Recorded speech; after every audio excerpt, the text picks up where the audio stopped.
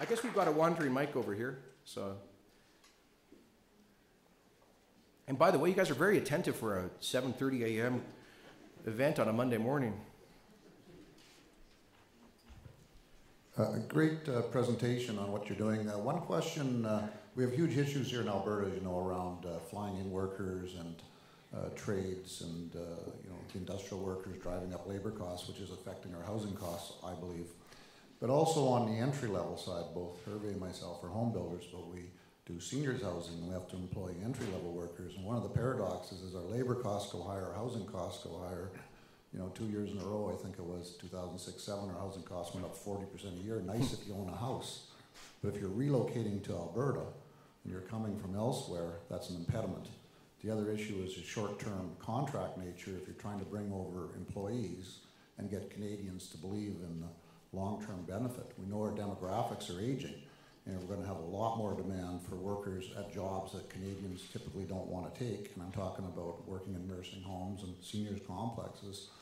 And you, particularly the federal government's very aware, as provincial governments, the 6% increase to healthcare payments is going to go to some order of magnitude of 3% federally, and provinces like Ontario and Quebec are having huge problems. All provinces are having problems with healthcare costs, and it's fundamentally a labor cost issue. And as you described, there's going to be a huge debate, in my opinion, between the unionized sector and employers who are trying to meet a need. So I'm just asking you to comment on maybe some thoughts on entry-level workers, because you also brought up under the context of smaller towns and places like that. It's hard to get entry-level workers in even suburban metropolitan areas like Edmonton and Calgary, but particularly in outlying areas. Could you speak to entry-level workers and healthcare workers, for example? Well, in our federal immigration program, healthcare workers are one of our areas of focus. So we do bring in nurses and doctors, but the problem is, again, many of them are coming in, they don't get their licenses recognized, so what's the point? And that's why we'll be creating a new system that does a pre-assessment of their credentials to make sure they'll be able to practice in a reasonable amount of time after they get to Canada. Secondly, this is really up to provinces insofar as they oversee the healthcare system to select people from abroad who they think are going to be able to work you know, in the medical field when they get to Canada.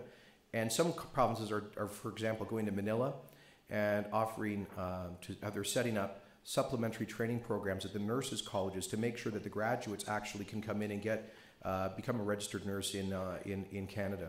Those are the kinds of overseas skills upgrading that they are increasingly doing.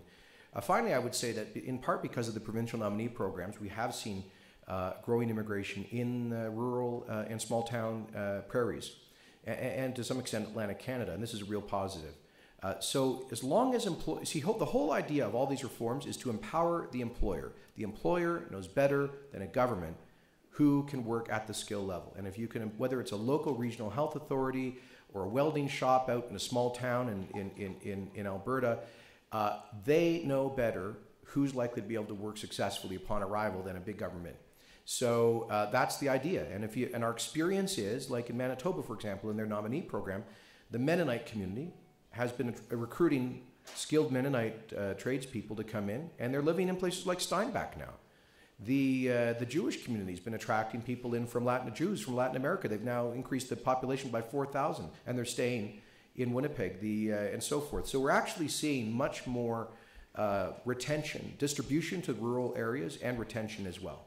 But again, none of this is with the aging population, in the long run, we're all going to have a challenge here. Dealing with those entry-level positions, I mean.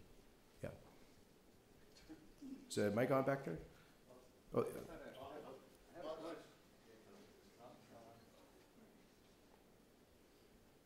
Just had a question on your skilled foreign workers program. Yes. You mentioned that greater flexibility for employers to bring them in and they would identify them. I think the reality is a lot of times what will happen, we'll see a lot of agencies working on behalf of employers. We know there's been a few unscrupulous agencies out there. Any types of controls planned to monitor that? For sure. All right. Thanks for being aware of that. My ministry is constantly fighting a whole global industry of immigration consultants, many of whom operate overseas, and many of whom operate very fast and loose with the rules.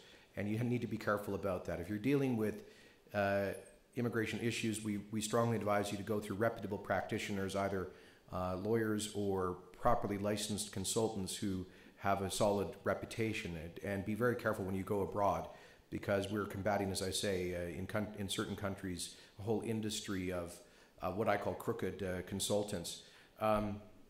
So there will be safeguards. In fact, the core new system will be something called an expression of interest system, where people from around the world will apply. We'll do that assessment of the value of their education and credentials. They'll then go into a big pool of applicants who will have given us permission to share their applications with employers. So these are people that the government has certified.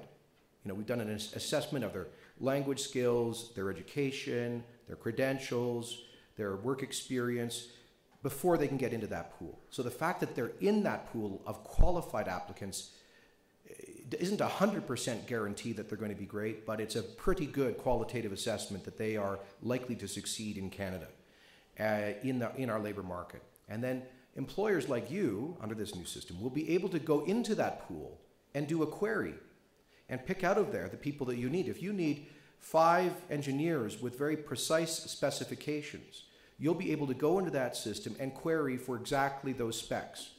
And that system will kick out the applications of people who meet those criteria. You then would, as an employer, do your due diligence, maybe a Skype interview or whatever, and then if you are comfortable, offer them the position. And for people like that who are offered a position, we'll bring them in ideally in 2 to 3 months. So that is the new system. So we'll be there kind of creating that pool of pre-qualified applicants that you can draw upon. And this is what Australia and New Zealand have done. So we're not inventing the wheel here. We're learning from the successful experience of others. Thank you for making the presentation here today. But you were talking about, in all your discussions here, talking about credentials, engineers or whatever else. One of the issues that we have in our industry is that siting applicators don't have a credential. The guys that work on the guy that owns the heating and air conditioning company may have his ticket, but the guys that work for him in the field don't have those tickets.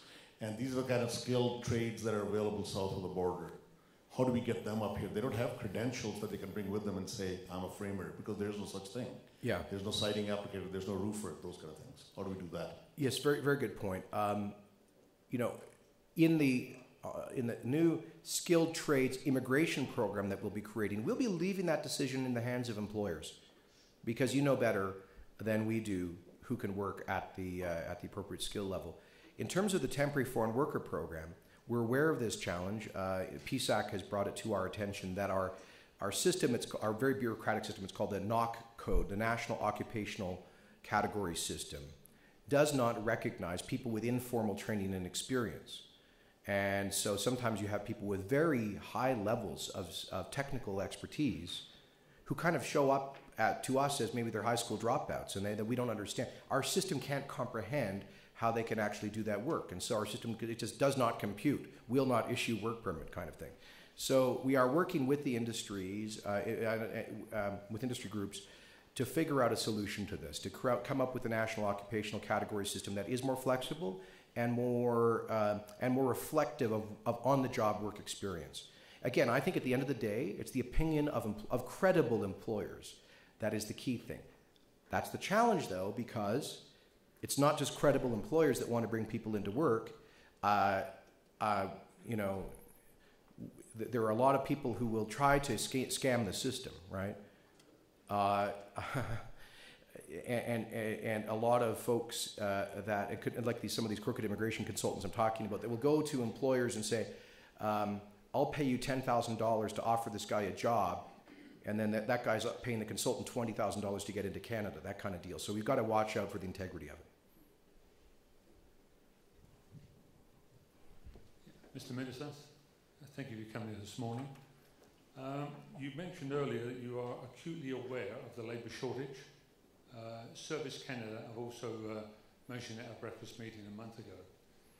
The question is, I'm an electrical contractor, if 3 electrical contractors in front of me advertising in Calgary, proving there is no one to hire, do I still have to spend 6 to 8 weeks going through that same process? Could you comment on that, please? Well, essentially under the new system, you won't. If you've ever used temporary foreign workers in the past, you will in principle qualify for the accelerated labor market opinion, which should get you an ALMO in 10 days or less, precisely because we understand that, you know, the problem that you're pointing to, which is that there's a general shortage in certain occupational categories. Would I still have to do the advertising? No, I'm not sure the answer to that question. Sorry, I don't want to give you the wrong answer. And I'm not the minister for HRSDC, so. Can I ask, maybe Kaz, could you find out about that? And I'll try to get back to you at the end.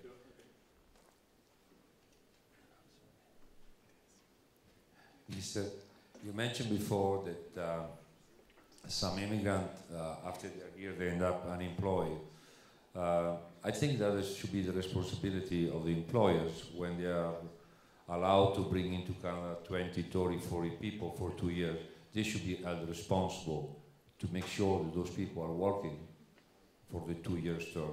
And if they are laid off in the meantime, that company should be maybe look up next time that they ask for employees.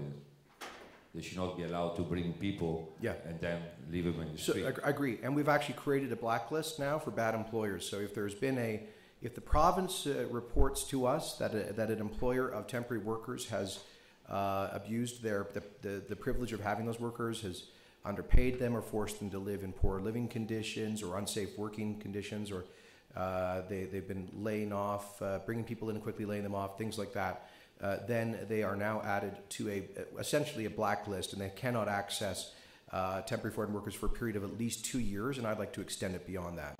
We want to sift out the good employers from the bad. It's the bad employers that are giving a bad reputation to the whole program. I think, if I can suggest this, we started bringing immigrants 14 years ago, and we spent a lot of money opening up school, training them, teaching them how to speak English overseas, and so on. And a lot of time when they arrive here, there are other company, they are open LMO, and all of a sudden they can offer them $2 more an hour, and they can leave because they are free to leave. But in the meantime, we spend a year's training them, fly them in, fly them out, and I think also the employee should be all responsible to stay with the company for the terms that they are approved to come to Canada for. I think the only way you can do that is through a contract with the employee. It's a civil contract. If they don't respect the terms of their contract, you would have, in principle, some legal sanction against them. But we can't enforce that as a matter of law, because that would be creating the system, a kind of framework of indentured workers, which would be a violation of all sorts of laws. So we cannot impose a criminal sanction on an employee for leaving their employer. But you can certainly require the employee to sign a contract, and if they don't fulfill the terms, in principle, you could sue them.